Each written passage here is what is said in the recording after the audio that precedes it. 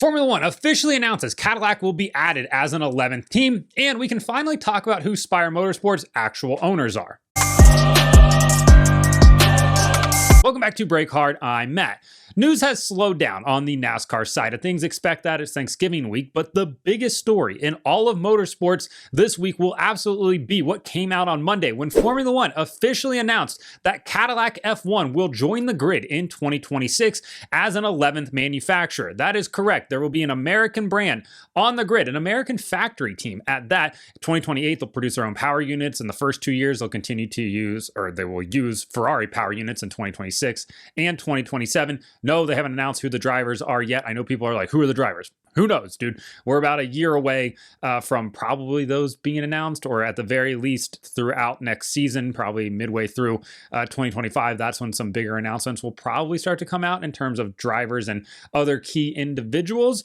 But they have been working really hard on that program. We'll get to a little bit more of that in a minute. But for Americans, Formula One has blown up in popularity in the United States. Yeah, it's still only drawing, a million-ish viewers on TV. I know all the people are like, F1 TV's doubling that. It's not. It's just not. But whatever. We're not here to argue about those numbers. But for Americans, this is really exciting. You're getting one of the marquee brands in American automobile history, that being Cadillac, is now going to be in Formula One. Dan Towers, TMG Global, which is Dan Towers, Mark Walter, Guggenheim Partners, they will own this team at Cadillac F1. It will be a factory effort with General Motors promoting their Cadillac brand. They will build the power units in 2028. So this is a full factory outfit, just with private owners, a lot like what the Mercedes F1 program is like as well.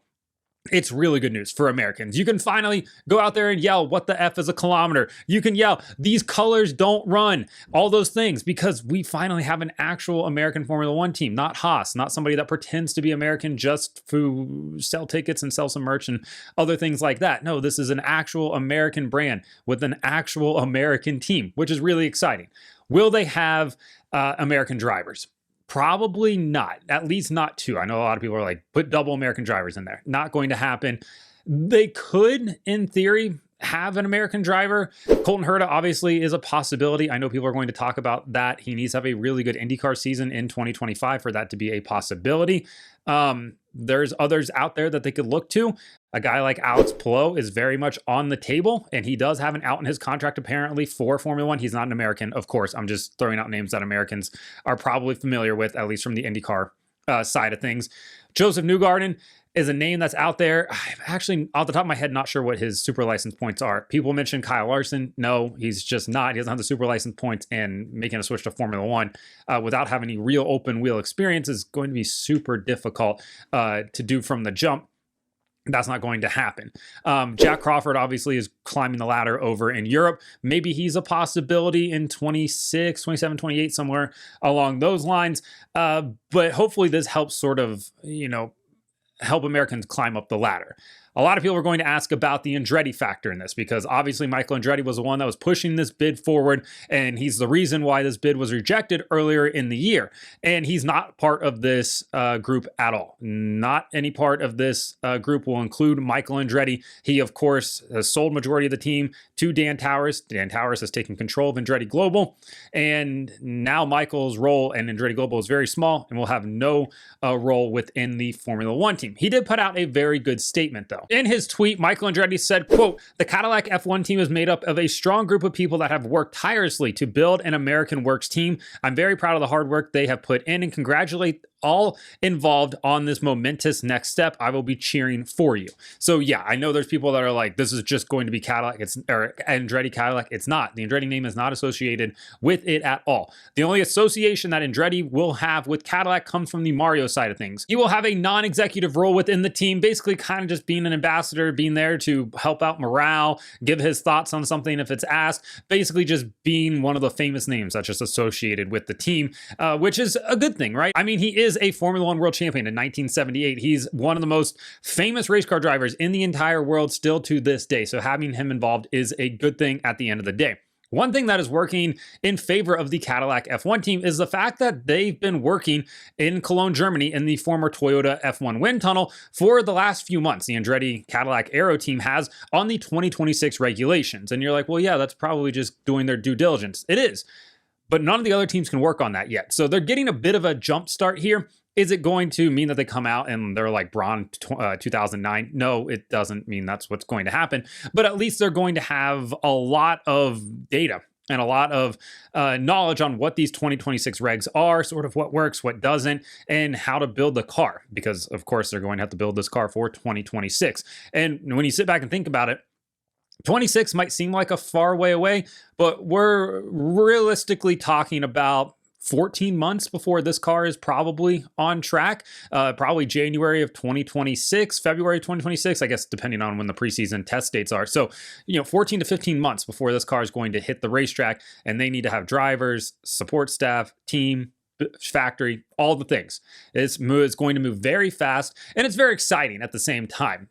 Obviously, using Ferrari engines the first 2 years, not that exciting, but having the Cadillac power unit come along in 2028 is really exciting. And I'm pumped to have an American Works team, like Michael Andretti said. That is 100% a good thing for American motorsports in general. Yes, Ford is partnering with Red Bull, but that's not a Ford Works team. It's not a Ford factory team at the end of the day. So adding in a big time manufacturer is really, really good for the sport. And then we have one of the funnier comments to me from Liberty Media CEO Greg Maffei, who famously did not want the Andretti name to be involved in Formula One. He had been kind of a roadblock the entire time, but now has seemingly softened his tone on this because he says, quote, "With Formula One's continued growth plans in the US, we have always believed that welcoming an impressive US brand like GM Cadillac to the grid and GM as a future power unit supplier could bring additional value." Now, keep in mind, a few months ago, earlier this year, he said that he believed that this Andretti Cadillac bid would not be competitive and also called them a novice constructor. But now we're willing to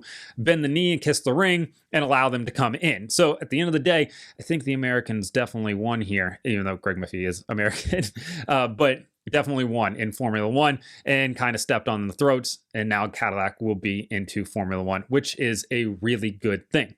Thanks to the Cadillac announcement, NASCAR fans also got some news on Monday, that being the fact that TWG Global are the official owners of Spire Motorsports, along with Cadillac F1, Andretti Global, and Wayne Taylor Racing in IMSA. And you're probably wondering, who the heck are TWG Global? That would be Dan Towers, the T, Mark Walter, that would be the W, and the G stands for the Guggenheim Partners. Dan Towers, of course, is the CEO of Group 1001, the owner of Andretti Global, as we've talked about before. Mark Walter is the CEO of Guggenheim Partners, who have like 350 billion plus under assets. A lot of money, a lot of things they have there. He's also the co-owner of the Dodgers and co-owner of Chelsea football team as well. So guys with deep pockets.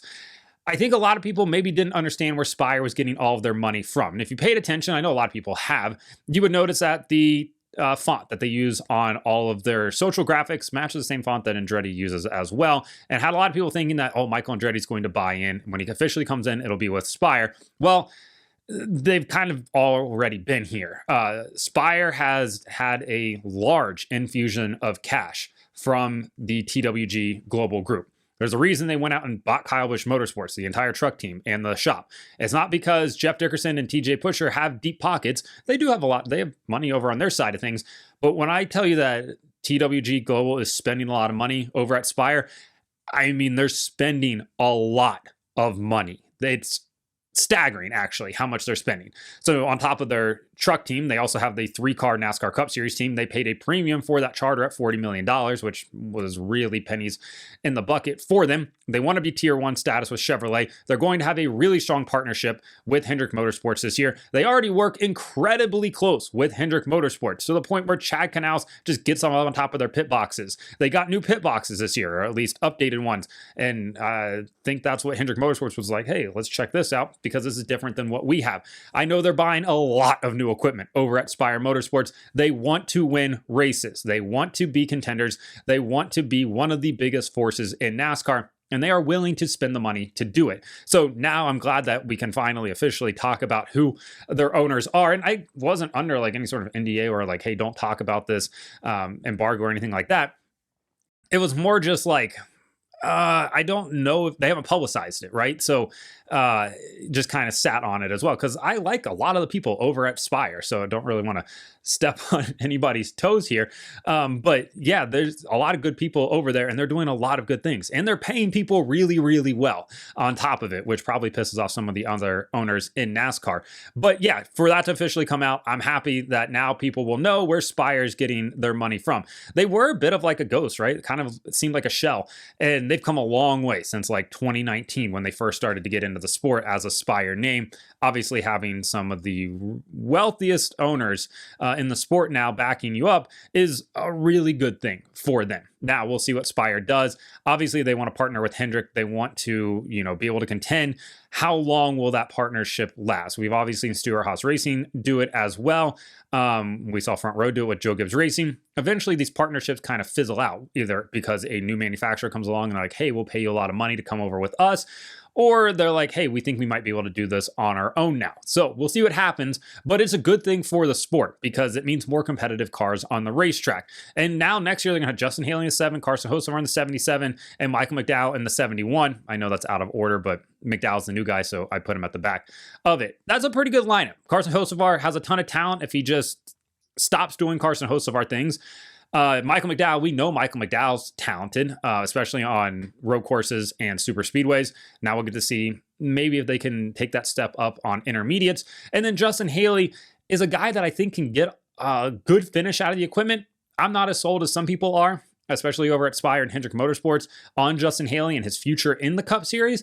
But hey, if you spend enough money and you put Rodney Childers on top of a pit box with seemingly unlimited resources, maybe they can get something done. So that is who is behind Spire, the money, how much they're buying and spending, and all of those other things, which is not a bad thing at all. So let me know in the comments what you think about Cadillac coming into Formula One, Spire Motorsports being financially backed by TWG Global, which is Dan Towers and everybody that's running the Cadillac F1 program. Like and subscribe to the channel. Follow me on TikTok at BreakHard, Instagram, Twitter, and Facebook at BreakHardBlog.